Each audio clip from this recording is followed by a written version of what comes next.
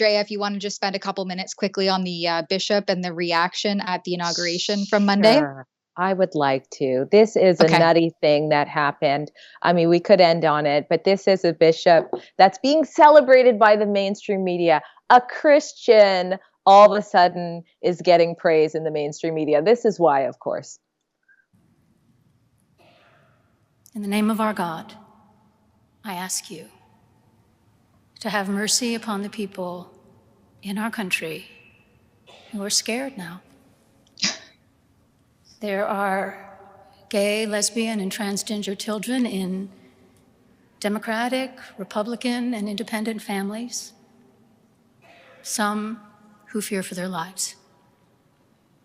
And the people who pick our crops and clean our office buildings, who labor in poultry farms and meat packing plants, who wash the dishes after we eat in restaurants and work the night shifts in hospitals, they may not be citizens or have the proper documentation, but the vast majority of immigrants are not criminals. They pay taxes and are good neighbors.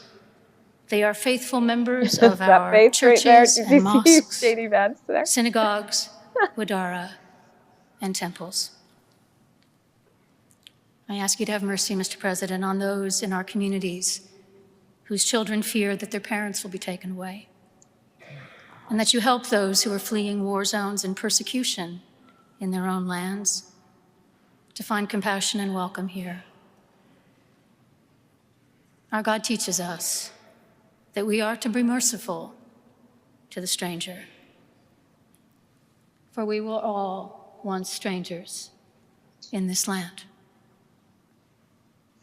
Yeah, we could probably stop it there. Yeah, but anyway, I think that's enough. Yeah, that is enough. I just wanted to say that's a bishop from the, I can never say it, the Episcopal Church, which has drag queen bishops. So that should put everything in perspective, let alone the haircut. Right. It's just so funny.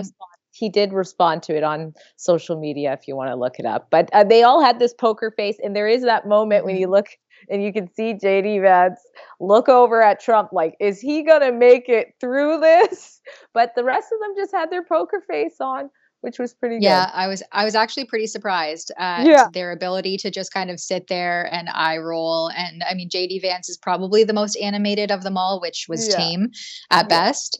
But yeah, I'm like, sometimes my face says more than what I actually will say. And I would not have been able to sit there so poker face as some of them were. Oh, hi, it's Ezra Levant here in Toronto with an important message because we need your help.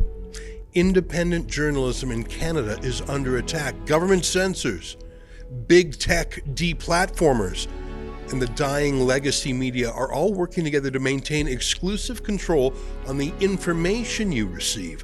They don't want you to hear other voices like ours, and they really don't want you to be informed and to think for yourself. That's why the work we do here at Rebel News is so important.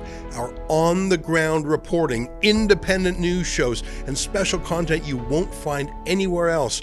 It's all designed to give you trustworthy information and alternative viewpoints so you can decide for yourself. We don't get government money, and we are not owned by some big global conglomerate. We're funded by people just like you, so please support independent journalism and help us continue our work by subscribing and becoming a Rebel News Plus member today, right here on the page.